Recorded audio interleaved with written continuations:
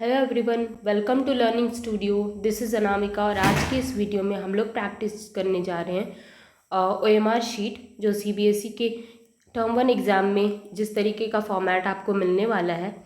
तो ये है सीबीएसई का कुछ कटआउट जो एक कुछ इन्फॉर्मेशन है टर्म 1 एग्जामिनेशन के बारे में।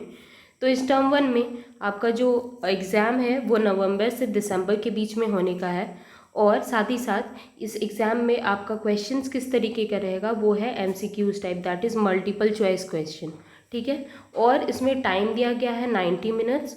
ठीक है, और साथ ही साथ इसमें केस बेस्ड क्वेश्चंस रहेंगे, मींस केस स्टडी बेस्ड, कुछ असर्शन रीजन टाइप रहेंगे और साथ ही साथ कुछ एमसीक्यूज भी रहेंगे। ठीक है, और ये जो ड्यूरेशन है वो 90 मिनट्स का होगा। जो सिलेबस है टर्म 1 के लिए रैशनलाइज सिलेबस जो रिलीज़ किया गया सीबीएसई का, वही आपका एंटायर सिलेबस रहेगा। और क्वेश्चन पेपर जो है सीबीएसई के द्वारा हर एक स्कूल्स में मार्किंग स्कीम के साथ पहुंचा दिया जाएगा। और क्या है कि जो मेन पॉइंट है इस इंफॉर्मेशन का वो हम लोगों को देखना है कि ये जो क्वेश्चन है वो ओएमआर शीट के बेसिस पे होगा। ठीक है, तो ओएमआर शीट को कैसे फिल करा जाता है ये सब इन्फॉर्मेशन मैं अब इस वीडियो में देने वाली हूँ। और साथ ही साथ एक रिक्वेस्ट है आपसे कि आप इस ओएमआर शीट को अभी मैं इस व्हाट्सएप नंबर पे, दैट इज़ 6203782030, इस पे प्रोवाइड करा दूंगी। तो आप क्या है कि इसको 2-4 इसका पीडीएफ निकलवा लेना और प्रिंट आउट, ताकि आप प्रैक्टिस कर सको और एग्ज़ाम में ओएमआर शीट पे कोई भी गड़बड़ी ना हो। क्योंकि ओएमआर शीट में हर एक इन्फॉर्मेशन आपको सही भरना है और उसको एक बार आप भर दिए जो उसको फिर आप मिटा नहीं सकते, क्योंकि पेन से भरना होता है। ठीक है, और आप उसको कट भी नहीं कर सकते। इसलिए क्या है कि आपको इसको सही से भरना पड़ेगा, हर एक चीज़ को करेक्टली। ठीक है, अब देखते हैं कि ओएमआर शीट को कैसे भरना होता है। तो ये रहा ओएमआर शीट का एक फॉर्मेट है यहाँ पे। तो यहाँ से अगर आपका बुकलेट का सीरीज़ ए है तो यहाँ पे देख लो, यहाँ पे लिखा हुआ है बुकलेट सीरीज़। तो बुकलेट सीरीज़ में यहाँ पे कैपिटल में ए लिखना है और ए को राउंड कर देना है। ठीक है, ए को राउंड कर देना है और ए को कुछ इस तरीके से फिल करना है कि ये जो हमने फिल करा है वो इस राउंड बॉक्स के अंदर ही आना चाहिए, उसके बाहर नहीं जाना चाहिए और वो कम्प्लीटली फिल होना चाहिए। आप यहाँ देख सकते हो, यहाँ पे दिया हुआ है इन्फॉर्मेशन कि ये कम्प्लीटली फिल होना चाहिए। अगर ऐसे इस तरीके से आधा फिल होगा या फिर राउंड हाफ फिल होगा तो ये एक्सेप्ट नहीं करा जाएगा। साथ ही साथ अगर इसमें क्रॉस या राइट लगाते हो तो वो भी एक्सेप्ट नहीं करा जाएगा। ठीक है, साथ ही साथ आप लोगों को यहाँ सब्जेक्ट लिखना है, यहाँ पे हर एक चीज़ को कैपिटल लेटर में लिखना है। फॉर एग्जांपल आपका मैथ सब्जेक्ट है उस दिन एग्ज़ाम में, तो आप MATHS इस तरीके से मैथ्स लिख सकते हो। साथ ही साथ यहाँ पे क्या है, आपका रोल नंबर फिल करना है। ठीक है, रोल नंबर फिल करना है। तो रोल नंबर सपोज दैट आपका है 62048382 तो आप क्या करोगे, इसमें फर्स्ट वाली लाइन में जो 6 आएगा उसको राउंड करोगे पूरी तरह से। उसके बाद जो 2 है इस राउंड में उसको फिल करोगे पूरी तरह से और बाहर नहीं जाना चाहिए कुछ भी। ठीक है,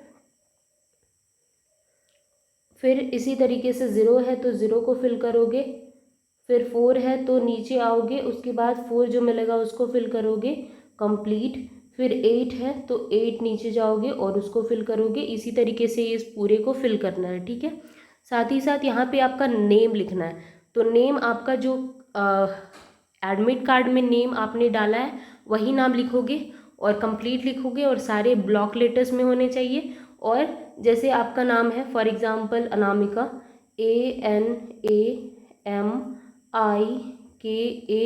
देन एक बॉक्स को छोड़ना है। ठीक है, उसके बाद KUMARI।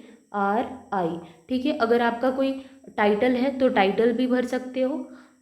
फिर से यहाँ क्या है, टेस्ट का डेट लिखना है कि आपका टेस्ट कब हो रहा है। फॉर एग्जांपल 9 को हो रहा है तो ये लिखोगे 09।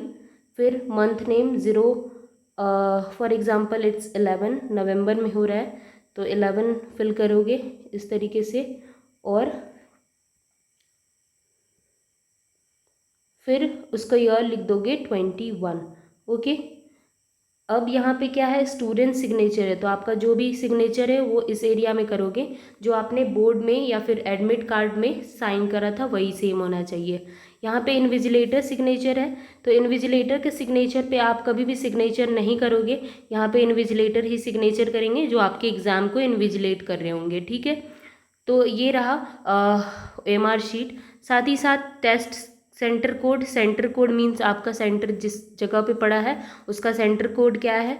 तो जो कुछ भी है, फॉर एग्जांपल 01 है तो आप इसको 0 और 1 को इस तरीके से राउंड में फिल कर दोगे। ठीक है, यस हो गया। उसके बाद क्या है, ये है ओएमआर शीट। अब यहाँ पे आ जाओगे क्वेश्चन आंसर सेक्शन में।